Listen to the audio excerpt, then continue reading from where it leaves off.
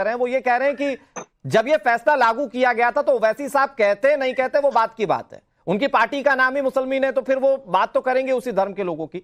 लेकिन समाजवादी पार्टी और कांग्रेस पार्टी ने भी पुरजोर तरीके से विरोध किया था, तब मामला कोर्ट में नहीं था। तो क्या ये एक ग्राउंड तैयार करके आपने ही दिया उन लोगों को कि देखिए साहब आप आइए और इस पिच पर खेलिए, आप अच्छी बल्लेबाजी कर पाएंगे? यह आरोप तो कम से कम रमनीश वस्त लगा रहे हैं आप लोगों पर। अनुराग जी, समाजवादी पार्टी इस देश के कानून और संविधान का सम्मान करती है। माननीय सुप्रीम कोर्ट के फैसले का हम लोग स्वागत करते हैं और हमें लगता है कि जब नाम बताने की जब बात आती है तो यही वो भारतीय जनता पार्टी है जो कानून लेकर आई थी नाम ना बताने का। मैं याद दिलाना चाहता हूं, आपको याद होगा इलेक्ट्रॉन बॉन्ड का जो बिल है वो भारतीय जनता पार्टी इसलिए लेकर आई ताकि चंदे की चोरी कर ली जा सके, भ्रष्टाचार कर सके, इसके लिए कानून लाती है। लेकिन प्रोप्राइटर का दुकान पर नाम लिखने का बिल भी तो आपकी सहयोगी कांग्रेस पार्टी लाई थी सर। 2011 में भी उसको बहुत इंडोर्स किया आप लोगों ने, उसको सख्ती से 2011 से लागू करवाना शुरू किया आप लोगों ने। अनुराग जी मुझे कंप्लीट कर लीजिए। ताकि मजहब के आधार पर लोगों को बांटा जा सके। और हमें सुप्रीम कोर्ट न्याय हमेशा हमें देता है। जब चंडीगढ़ में लोकतंत्र की हत्या होती है तब भी हमें न्याय मिला। आज जो ये तुगलकी फरमान आया तब भी आज सुप्रीम कोर्ट ने भुवन जी, आपने बहुत इंपॉर्टेंट बात कही कि आपको न्याय मिलता है कोर्ट से। हमारी न्याय प्रणाली पर कभी कोई सवाल रहा ही नहीं। तो अगर न्याय प्रणाली पर हम लोगों को कोई सवाल नहीं, हमें न्याय मिल भी रहा है, तो फिर क्या असदुद्दीन ओवैसी के इस तरह के भाषणों की जरूरत लगती है क्या आपको? आप बहुत संजीदा प्रवक्ता है, बहुत संजीदा राजनेता है, तो मुझे बताइए कि क्या इस तरह की चीजें रिलेवेंसी होनी चाहिए क्या आज के समय में? कोर्ट ने कह तो दिया कि आप नाम मत लगाइए। ओवैसी साहब की ये बातें क्या आपको लगता है कि तर्कसंगत है?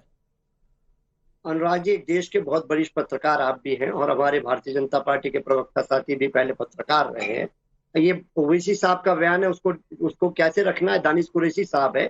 मैं तो निश्चित तौर पे कानून का विद्यार्थी हूँ और कानून के विद्यार्थी राजनीतिज्ञ आपको लगता है कि सर ये बयान दिया जाना चाहिए?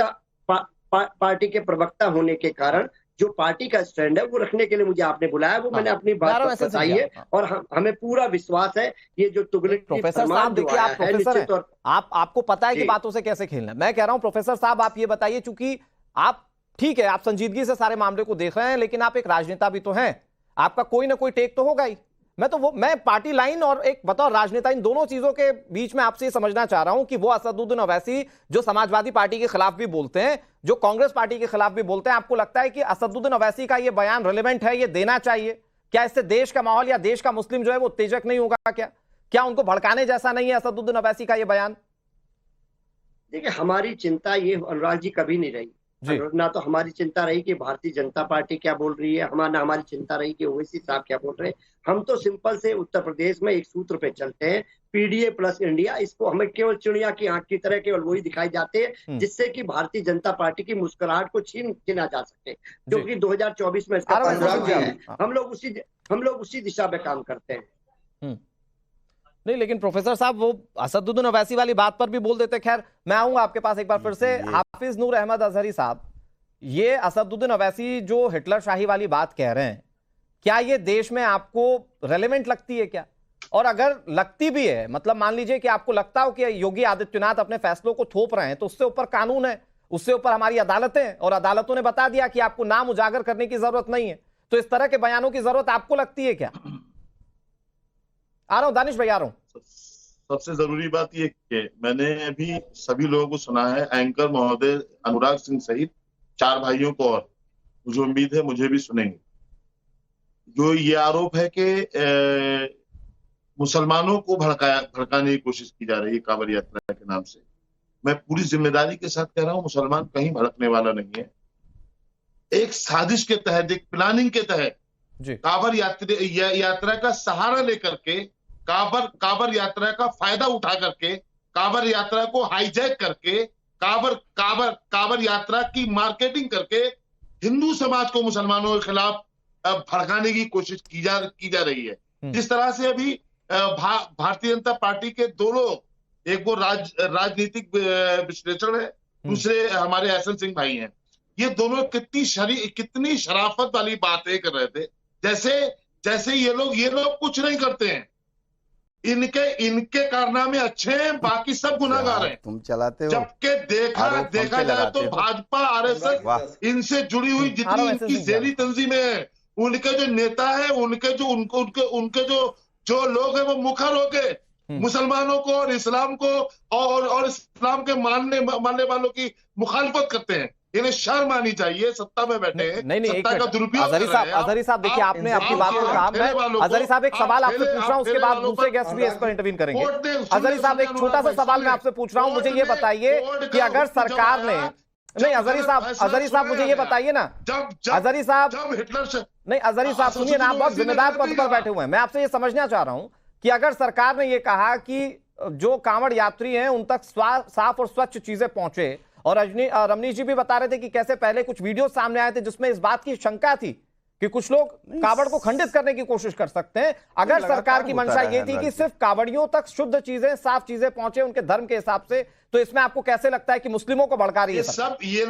ये सब झूठ बोलते हैं। देखिए, सीधी बात बता रहा हूं कि मुसलमानों को जलील करने के लिए, मुसलमानों को कमजोर समझकर मुसलमानों पर हर तरह का प्रहार करती है भाजपा। हिंदू नाम बताना प्रहार हो जाता है। अजहरी साहब, मैं यहाँ पर बैठकर जब आपको इंट्रोड्यूस करता हूं कि अजहरी साहब हमारे साथ जुड़ गए, तो क्या ये मैंने आप पर प्रहार कर दिया?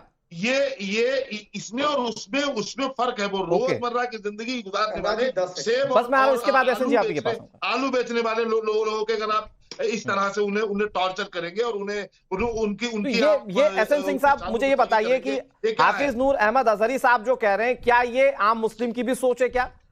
क्या असदुद्दीन ओवैसी अपनी उस सोच में या अपने उस भड़काऊ कोशिश में कामयाब हो जाते हैं क्या, जब इस तरह की सोच पनपने लग जाती है कि साहब सरकार जो है वो हमारे खिलाफ इस तरह से काम कर रही है, वो हमें नौकरियों से भी निकलवा रही है? ये सरकार के खिलाफ क्या नैरेटिव बनाने की कोशिश जो की जा रही है, उसमें क्या कुछ लोग कामयाब हैं क्या? बिल्कुल, देखिए 2014, 17, 19, 22 के चुनाव में आपका जिम्मेदार चैनल दिखा है, ताकि भारतीय जनता पार्टी की सरकार इसी नाते बनी कि हमको सर्व समाज का वोट मिला, सर्व समाज का समर्थन मिला। मैं छोटी छोटी दो बातें कहूंगा। एक तो समाजवादी पार्टी के मित्र को कहना चाहूंगा कि आप पढ़िए और ये जानिए कि 2006 का जो एक बना, आदरणीय स्वर्गीय मुलायम सिंह जी जो आपके सबसे बड़े नेता हैं, वो उत्तर प्रदेश के मुख्यमंत्री थे, उन्होंने लागू किया। और कल मुकुल रोहतगी जी उन्होंने कहा कि कानून कहता है कि दुकानदार का नाम और जो फर्म का प्रोपराइटर है वो डिस्प्ले होना चाहिए। पहली बात। दूसरी बात, मैं इन पे आता हूँ, समानता की बात जब होती है आदरणीय अनुराग जी, सिर्फ और सिर्फ समानता की, उसमें हिंदू मुस्लिम नहीं कहा जाता है, तो कहां से इनको डर लगने लगता है मुस्लिम का? मैं एक बात पूछना चाहूंगा विनम्रता से, हमारे क्या हाफिज नूर अहमद जी हैं, आप बताइए, धार्मिक यात्रा पे आपको छूट मिलती थी, दूसरे धर्म को नहीं मिलती थी, ये जायज है क्या? तालीम की शिक्षा आपको मिलती है, दूसरे को नहीं मिलती है, छूट है क्या? आपके मस्जिदों का चढ़ावा देश के लिए न उपयोग हो, केवल हिंदू मंदिरों का चढ़ावा उपयोग है। आप कभी खुलकर कहें क्या? नहीं, सभी का होना चाहिए। अलग से संविधान आपके लिए बना। अगर हम कहते हैं यूसीसी लागू हो जाए, हम कहते हैं कि देश में एक संविधान लागू हो जाए, तो आप कहते हैं दिन पहले देशवाद में, इसके पिछले एपिसोड में हमारे साथ बैठे थे अजहरी साहब। अजहरी साहब ने इसी जिम्मेदार चैनल पर कहा हमारे लिए दिन पहले देशवाद में, तो दूसरे के लिए भी दिन पहले हो सकता है ना। लेकिन भारतीय जनता पार्टी ने 10 साल में पूरे देश में और 7 साल में उत्तर प्रदेश में कोई ऐसा कानून लेकर नहीं आई। बड़ी जिम्मेदारी से इस चैनल पर कह रहा हूँ, जिसमें जाति धर्म मजहब देखकर ले आई हो।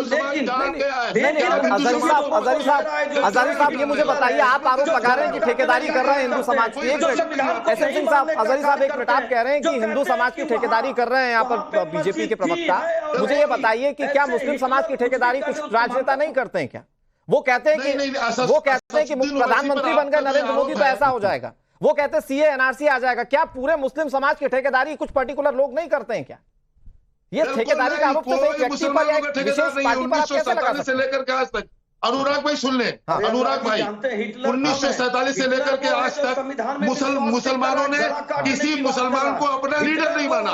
कभी मैंने आपके ही चैनल पर कहा है, ममता को, समता को, मुलायम सिंह यादव को, नेहरू को और इंदिरा को और सोनिया को और राहुल को माना नेता, सेकुलरिज्म पर यकीन रखने वाले बहुत इंपॉर्टेंट बात कर रहे हैं अजहरी साहब, बहुत